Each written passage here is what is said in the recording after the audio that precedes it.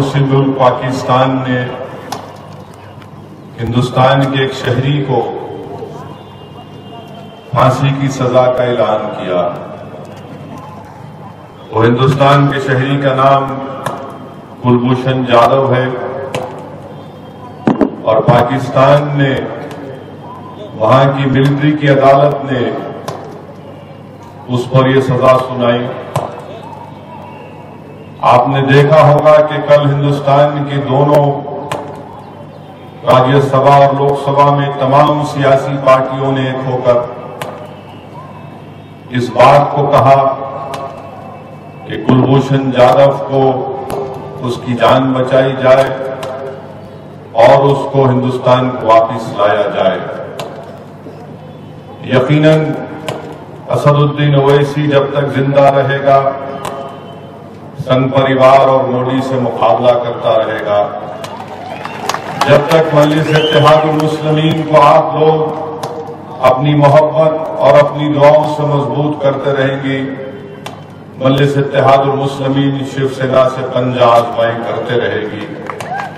जब तक आप लोग मजलिस के नुमाइंदों को कामयाब करते रहेंगे, मजलिस मौका पर सियासी पार्टी कांग्रेस और राष्ट्रवादी को हराते रहेगी इंशाअल्लाह ताला। अगर मेरे भाई हमारे अख्तलाफात अपनी जगह पर है, मगर जब हिंदुस्तान और एक हिंदुस्तान के शहरी का मामला आता है तो हम अपने सियासी अख्तलाफात को बाजू रखकर मुल्क के लिए हमारी आवाज एक हो जाती है। और इसीलिए कल हिंदुस्तान की लोकसभा में जब मुझे मौका मिला इस बात पर कहने का, तो मैंने अपनी बात को रखा और पूरे मुल्क के सामने हमारी बात अवाम तक पहुंची। मैं आज भी लातूर की सरजमीन में से आपके दरमियान में खड़े होकर इस बात को कहता हूं कि पाकिस्तान को ये चाहिए कि वो कुलभूषण जाधव की जान और उसके ताल्लुक से जो फैसला किया गया कि फांसी दी जाएगी, हम पाकिस्तान से मुतालबा करते हैं कि कुलभूषण जाधव की जान या उसके जिस्म पर एक आंच भी आनी नहीं चाहिए। हम पाकिस्तान को बताना चाहते हैं कि आपकी मिलिट्री की अदालत ने बगैर किसी वकील का तकर्रुर किए, बगैर कोई सबूत के वहां की अदालत ने, मिलिट्री की अदालत ने फैसला सुना दिया। हकीकत तो यह है कि कुलभूषण जाधव ईरान में बिजनेस करने के लिए गए थे और वहां से उनको किडनैप करके पाकिस्तान ला लिया गया और उसके बाद पाकिस्तान ने ऐलान कर दिया कि हमने हिंदुस्तान के एक खुफिया एजेंट को गिरफ्तार किया। हम पाकिस्तान से बोलना चाहती है कि क्या कोई हिंदुस्तान का पासपोर्ट रखकर पाकिस्तान को जाएगा खुफिया एजेंट बनकर? ये दुनिया कोई इसको समझने वाली नहीं है, ना कोई दुनिया इसको बिलीव करने वाली है। ये कैसी अदालत है पाकिस्तान की मिलिट्री कोर्ट की? एक मुल्जिम है, उसको कोई वकील नहीं दिया जाता। ये कैसी अदालत है कि 13 मरतबा हिंदुस्तान ने पाकिस्तान से कहा कि कुलभूषण जाधव को काउंसलर सर्विसेज दी जाए, मगर पाकिस्तान ने इसको कबूल नहीं किया। हम पाकिस्तान को बोलना चाहते हैं कि अगर आपके पास जमहूरियत है, अगर आपके पास कानून की बालादस्ती है, तो ये जरूरी है कि कुलभूषण जाधव को रिहा करें और कुलभूषण यादव को जिंदा सही सलामत हिंदुस्तान को वापस भिजाएं। न सिर्फ कुलभूषण जाधव बल्कि पाकिस्तान की जेलों में जो हिंदुस्तानी वहां पर परेशान है, मुसीबत में है, पाकिस्तान को उनको भी रिहा करना चाहिए।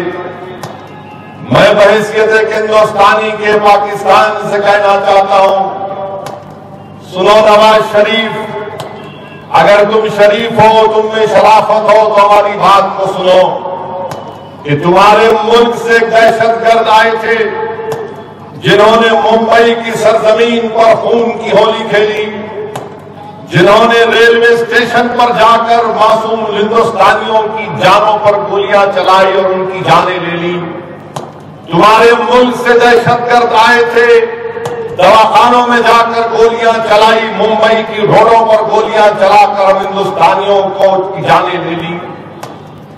एक मशहूर होटल में घुसकर उसको तबाह बर्बाद किया, न सिर्फ तबाह बर्बाद किया बल्कि वहां पर हिंदुस्तानियों की जानें ले ली। मगर सुनो पाकिस्तान, ये हिंदुस्तान का इंसाफ देखो कि तुम्हारे देश से दहशतगर्द आया था जिसका नाम अजमल कसब था। जब हमारे बहादुर भारत मुंबई की पुलिस ने उसको जिंदा पकड़ा, उसको जिंदा पकड़ते वक्त महाराष्ट्र और मुंबई पुलिस का एक कांस्टेबल की जान चली गई। मगर हमारा इंसाफ देखो कि हमारे पुलिस ने, जिनकी आंखों के सामने पुलिस ऑफिसर की जान चले गई, उन्होंने बदले की भावना में अजमल कसब पर गोली नहीं चलाई बल्कि अपनी साथी की कुर्बानी को बर्दाश्त किया और अजमल कसब को जिंदा पकड़ा। उसको मारा पीटा नहीं, अजमल कसब को जेल में रखा। अजमल कसब को पूरा मौका दिया कि वो अपनी बेगुनाह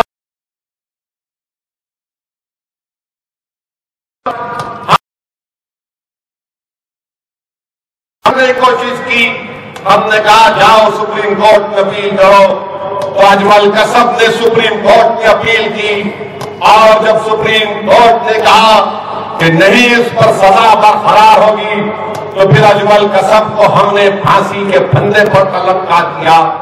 मगर ये इंसाफ हिंदुस्तान ने किया नवाज शरीफ, और तुम्हारे मुल्क का अदलिया एक वकील को भी मुहैया नहीं कर सकता।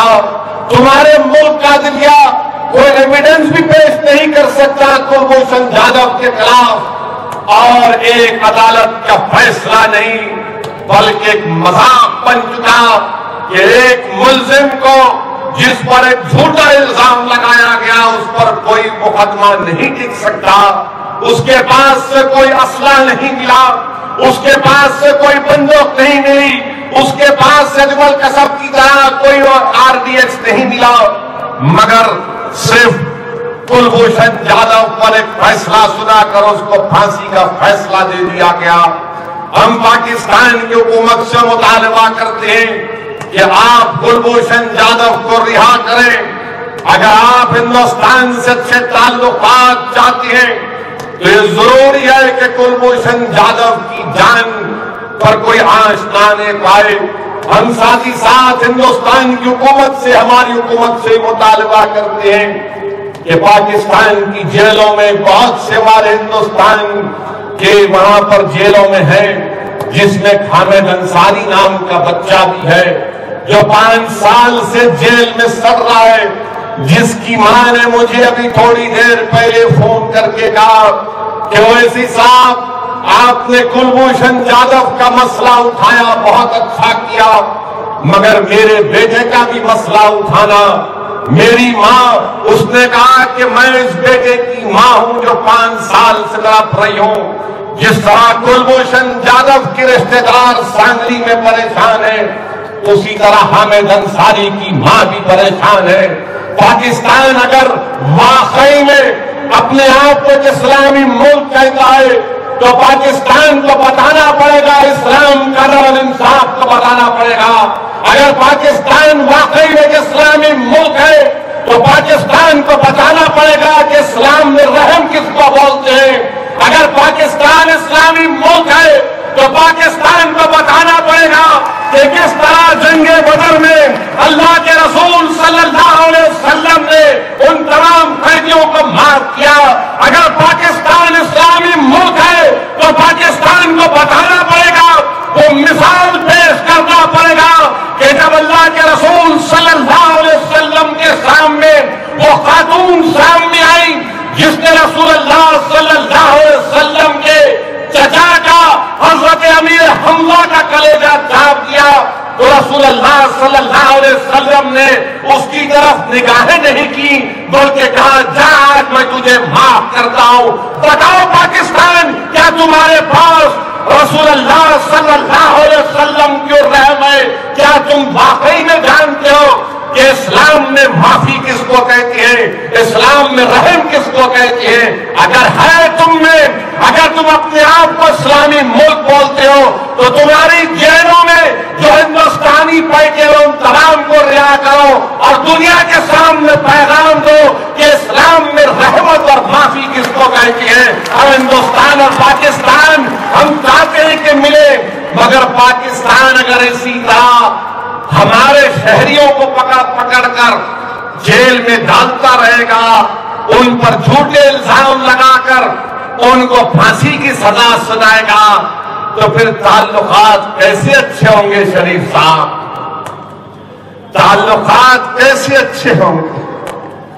कल पार्लियामेंट में एक टीवी के रिपोर्टर ने हमसे सवाल किया कि असदुद्दीन ओवैसी साहब, नवाज शरीफ ने ये कहा कि उनकी फौज ऐसा है, तैयार है। मैं बोला भाई फौज तैयार है, मगर पाकिस्तान को अपनी फौज को इस्तेमाल हिंदुस्तान की तरफ मत करो। ये बहुत बड़ा मुल्क है, बहुत बड़ा मुल्क है। पाकिस्तान को खतरा अफगानिस्तान से है। पाकिस्तान को नहीं मालूम उसामा बिन लादेन वहां पर उनके दामाद बनकर जिंदगी गुजार रहे थे। पाकिस्तान को नहीं मालूम अमेरिका घुस के बिन लादेन को उठा के लेके चला गया। पाकिस्तान को अफगानिस्तान की फिक्र करो। हिंदुस्तान पे कहां जा रहे आप? हिंदुस्तान और पाकिस्तान में वक्त में आधा घंटा पाकिस्तान पीछे। यहां पे 8:30 है तो वहां 8 बज रहे। पाकिस्तान आधा घंटा पीछे नहीं है, 50 साल पीछे हिंदुस्तान से। आप हमारी तरफ नजर मत करो। आपकी मस्जिदों में बम ब्लास्ट, शियाओं की मस्जिदों में बम ब्लास्ट, बरेलवियों की मस्जिद में बम ब्लास्ट, दरगाहों पर बम ब्लास्ट, और आप अपने आप को इस्लाम और मुस्लिम मुल्क कहते हैं। बताओ मारने वाले क्या आसमान से आए थे तुम्हारे पास? अपने मुल्क की फिक्र करो। ताल्लुकात अच्छे करना चाहते हो तो हिंदुस्तान हमेशा अच्छे ताल्लुकात का हामी रहा। अब पाकिस्तान को बताना पड़ेगा कि वो ताल्लुकात को किस नहज पर रखना चाहता है या किस नहज पर लेकर जाना चाहता है। और हम हिंदुस्तान की हुकूमत से, हमारी हुकूमत से मुतालबा करते हैं कि मिस्टर नरेंद्र मोदी, आपसे हमारा इख्तलाफ है। 12 का आंकड़ा था और जिंदगी भर रहेगा इंशाअल्लाह ताला, मगर ये बात हिंदुस्तान की है, ये बात हिंदुस्तान के एक शहरी की है, ये बात एक हिंदुस्तानी की जान बचाने की है, ये बात उन तमाम हिंदुस्तानियों की जान बचाने की है, उनको जेल से रिहा कराने की है जो पाकिस्तान की जेलों में सड़ रहे हैं, जिनके माँ बाप आज आस लगाकर जिंदगी के लम्हे कैसे गुजार रहे हो ये खानदान जानते होंगे। इस तरह कुलभूषण जाधव के माँ बाप आज तड़प तड़प कर जिंदगी गुजार रहे हैं, आप और हम उसका अंदाजा नहीं कर सकते। किस तरह हामिद अंसारी करना है तो आपको रखना दारी भी है जो पाकिस्तान की जेलों में आज सड़ रहे हैं। मेरे भाई, आप और हम जरूर अपनी दुआओं में कुलभूषण यादव के लिए भी दुआ करें कि अल्लाह उसको सही सलामत रखे, अल्लाह हामिद अंसारी को सही सलामत रखे। वहां क्यों जाएंगे आप? एक पॉलिसी बनाइए और देखिए कि कैसे उस पॉलिसी पर अमल हो सकता है। सर्जिकल स्ट्राइक हुआ, उसके बाद से 30 के करीब हमारे बहादुर सिपाहियों की जानें चली गई। पठानकोट हुआ, इंटरनेशनल बॉर्डर क्रॉस करके जम्मू के अंदर शहर में जाकर नगोरटा की आर्मी के बेस के ऊपर पाकिस्तान के से आए हुए ये टेररिस्ट हमारे आर्मी कैंप पर हमला करती है।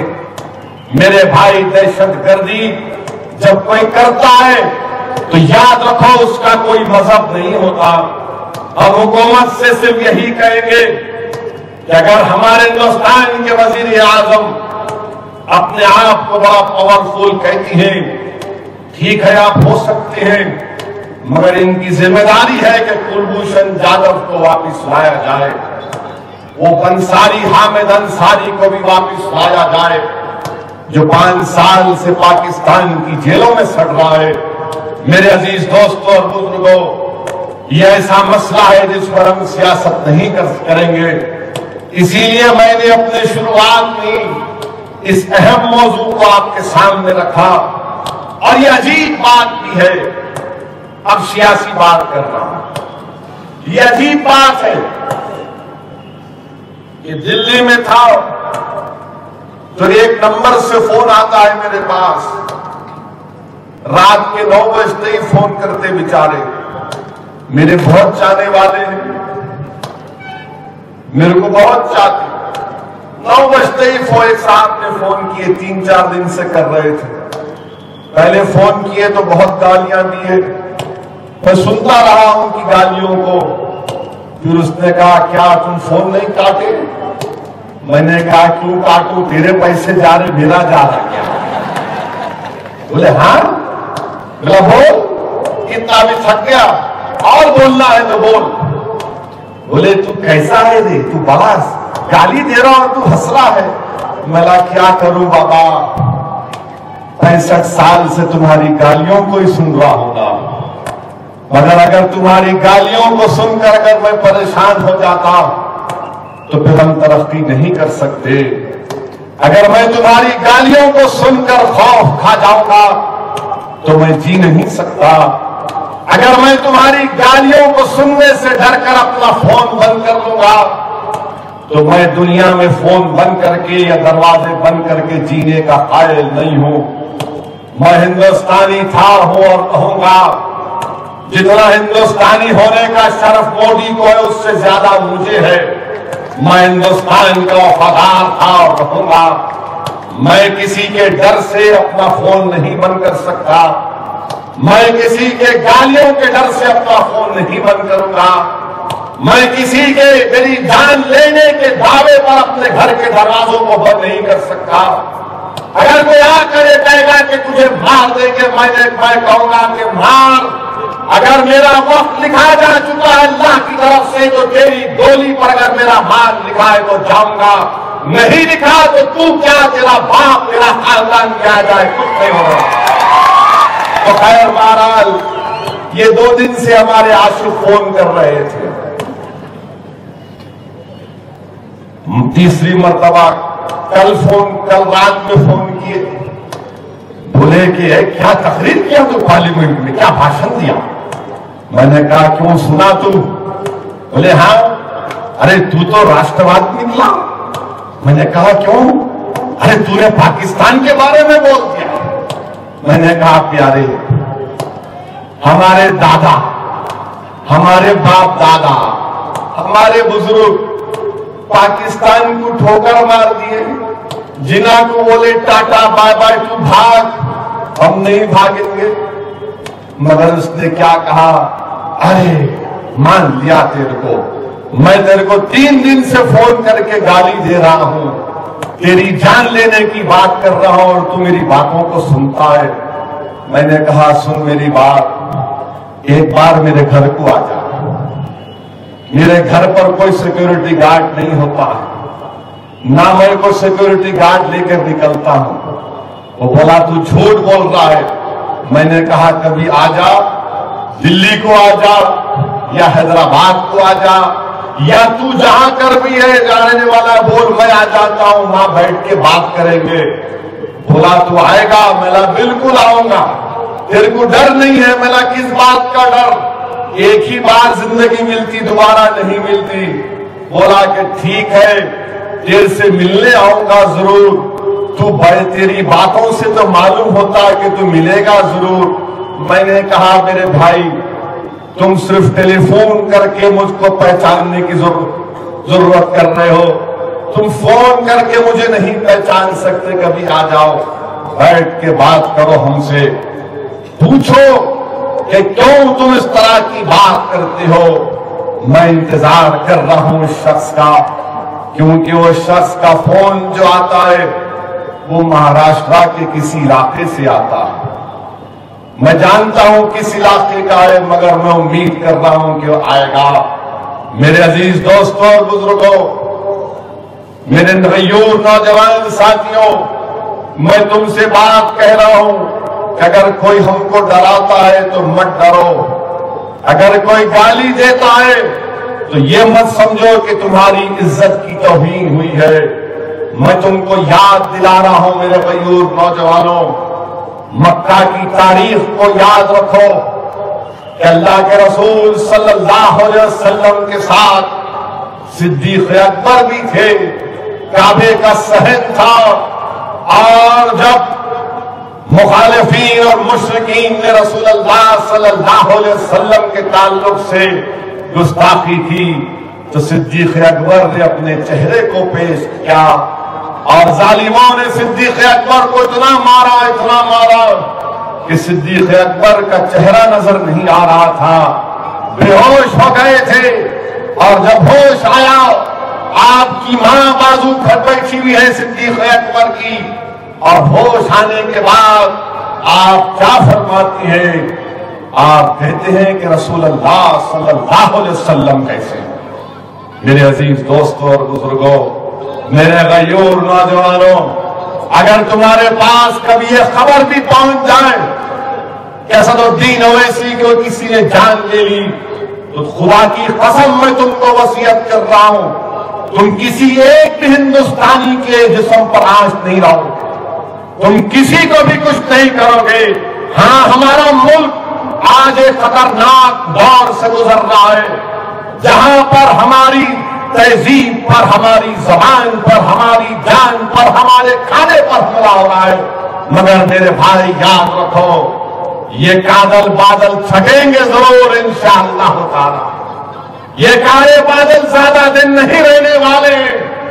और याद रखो, हक आएगा, बातिल मिटेगा इंशाअल्लाह ताला। इसलिए कि कुरान में अल्लाह ने फरमा दिया, खुल जाकुल बातिल इन्नल बातिला काना ज़हूक़ा। बातिल आया है मिटने के लिए इंशाअल्लाह ताला। ये बातिल ताकतें मिटेंगी, हवा के झोंके में उड़ जाएंगे इंशाअल्लाह ताला। जो आज हमको एक गाय के नाम पर मार रहे, पीट रहे, तुम देखोगे इंशाअल्लाह ताला कल वही तुम्हारी जान की हिफाजत करेंगे इंशाअल्लाह ताला।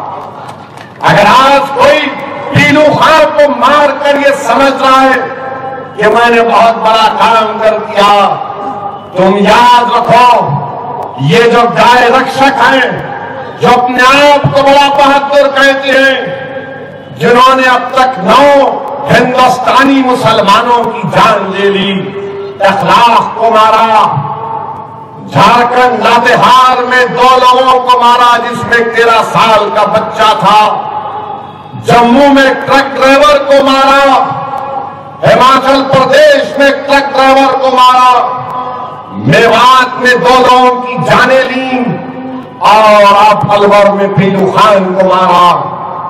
ये गांव रक्षक जो अपने आप को बड़ा बहादुर समझ रहे हैं, मैं इनसे कह रहा हूं, जाओ ना, जाकर अपने पिया, अपने साईं से कह दो, जाओ मोदी से क्यों नहीं बोलते कि गाय को बचाना अगर हिंदुस्तान में, चलिए मैं भी तारीफ करता हूं, बचाइए पूरे गायों को, कि जितने गाय हिंदुस्तान में है मिस्टर मोदी आप बचाओ इनको। मोहन भगवत कहते कानून बनाओ, अरे कानून बना सकते आप, आपके पास 300 के ज्यादा एमपी हैं। अगर हिंदुस्तान में गाय को बचाना है तो 1 लाख करोड़ होना है। कितना होना? 1 लाख करोड़ की जरूरत है। एक गाय 200 रुपये की घास खाती है और बैल तो माशाल्लाह बहुत खाता है, उसको भी दे दो। 1 लाख करोड़ मिस्टर मोदी ऐलान कर दो आप कि मैं 1 लाख करोड़ दूंगा अपने बजट में, ठीक है, बचा लो, बचा लो। आज अन्नाराव पाटिल साहब बता रहे थे कि साबिक़ एक्स एमपी शरद जोशी साहब, कौन सा अखबार में, लोक सत्ता में शरद जोशी साहब का आर्टिकल आया, पढ़ो जरा, पढ़ के समझाओ हमको। नहीं, इनको मारेंगे।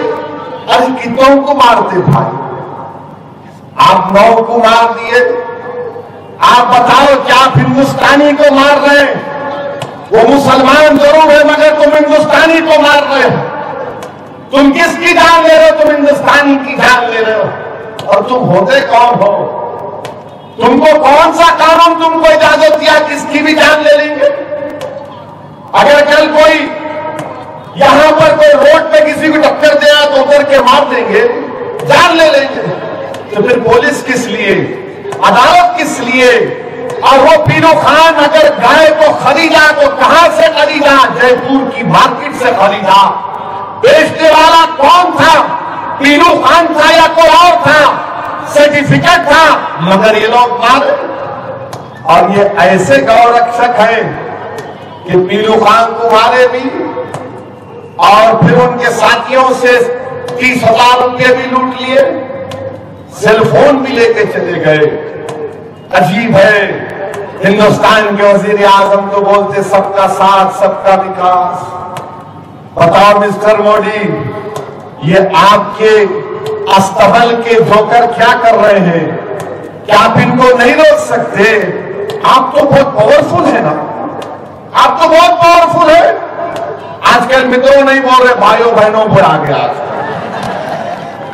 लोग इतना बोलना शुरू कर दिए तो बोले नहीं अब भाइयों बहनों बोलो। क्या हम आपके भाई नहीं हैं? क्या पीलू खान की बहन बीवी आपकी बहन नहीं है?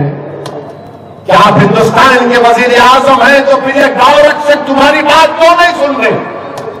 तुम अगर पावरफुल हो तो तुम इतने कमजोर क्यों हो गए इन गौरक्षक के सामने? मिस्टर मोदी, तुम्हारे पास ताकत है, तुम कुचल सकते हो इन गौरक्षकों को। कुचलो इनको, कुचलो इनको, जेल में डालो, इन पर मकोका लगाओ, यूएपीए लगाओ, जेल में डाल के सड़ाओ इनको 10-10 साल।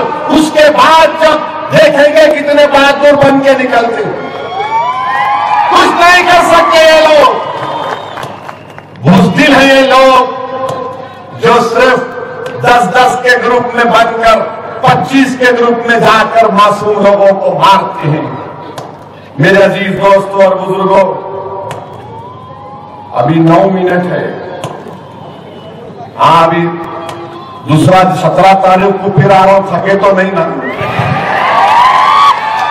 अगर कोई बात नहीं बोला तो 17 को पूरा कर दूंगा। और अभी इम्तियाज जलील साहब बोले कि अकबर साहब को भी जाना, इंशाअल्लाह भिजा, बल्कि भिजाता हूं, तुम यही रख लो उनको लातूर में, यही बिठा लो उनको, यही रख लो 3-4 दिन, उसके बाद भिजाओ, हमारे को भी सुकून होता है। एक नहीं 3 जलसे कराओ, यहां पे वहां पे हर जगह कराओ। मैं जरूर अकबर को भी बोला हूं, मगर उनकी सेहत सही नहीं है और उनको अपने इलाज कराने के लिए जाना है। आप उनकी सेहत के लिए दुआ करिए ताकि अल्लाह उनको और सेहत दे, उनकी सेहत अच्छी रहे, अल्लाह उनको खूब उम्र दे सेहत के साथ, ताकि वो आपके दरमियान में आकर तकरीर करते रहे। तो इंशाअल्लाह ताला इलेक्शन के बाद अकबर साहब लातूर को जरूर आएंगे, अन्नाराव पाटिल साहब भी रहेंगे। और आज अन्नाराव पाटिल साहब मेरे को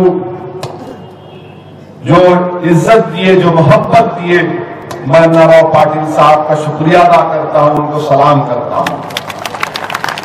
वो कहां है लकड़ी? वो लकड़ी ला, मेरी लकड़ी क्यों ली? कहां है मेरा डंडा? ये डंडा, ये डंडा है भाई।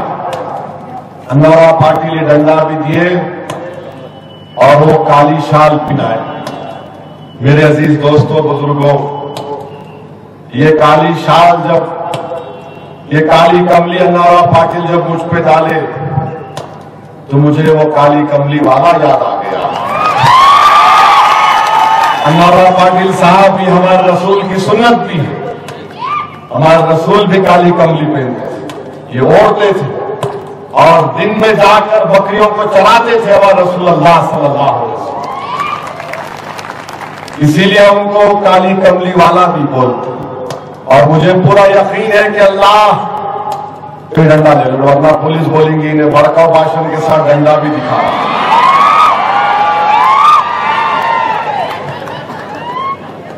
सॉरी, ये तो बोलेंगे बीजेपी शिवसेना कांग्रेस बोली डंडा दिखाया, इन्हें केस बुक करो, इस पे केस बुक करो। हमको डरा रहा था। अरे तुमको डंडा दिखा के डराने की जरूरत नहीं है, खाली है कुतुब मीनार खड़ा रहेगा तो डरना शुरू होगा। डंडा इनको क्या दिखाएंगे, खाली आंख दिखाए तो बोलते हो। रात में नींद नहीं आ रही कहते साहिब को आजकल। ये बोल रहे ये क्या हो गया, ये अन्नाराव, असद ओवैसी ये सब जमा हो गए तो सबको परेशान।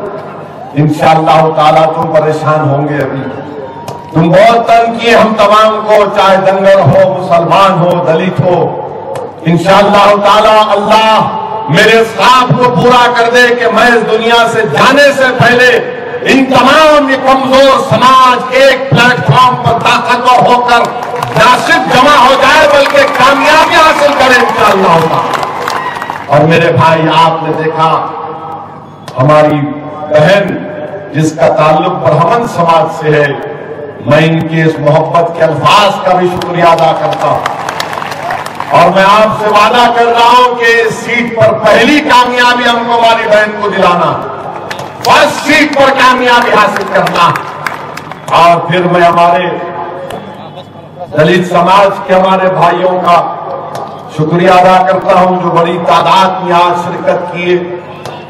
और इनको मुबारकबाद भी देता हूं कि 14 तारीख को बाबा साहिब अम्बेडकर का दिन है।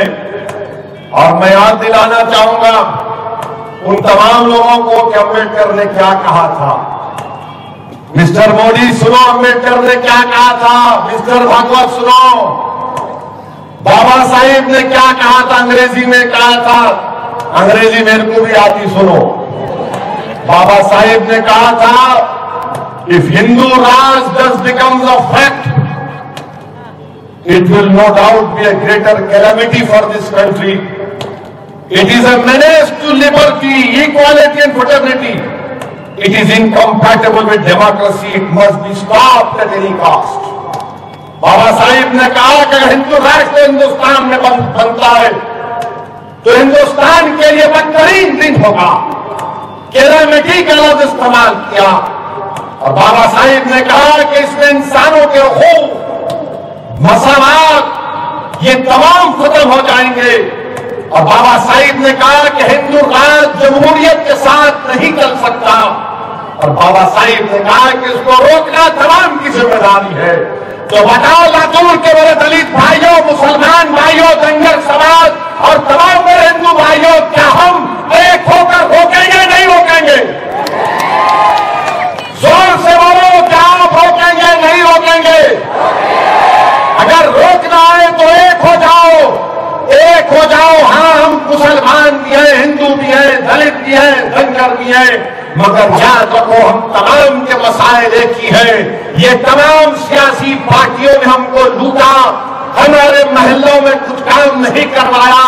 और जैसा कि ताहिर ने कहा कि वो मुस्लिम कायदीन जिन्होंने अपनी जिंदगियां गुजार दी कांग्रेस में, साहिब ने उनको ही निकाल दिया।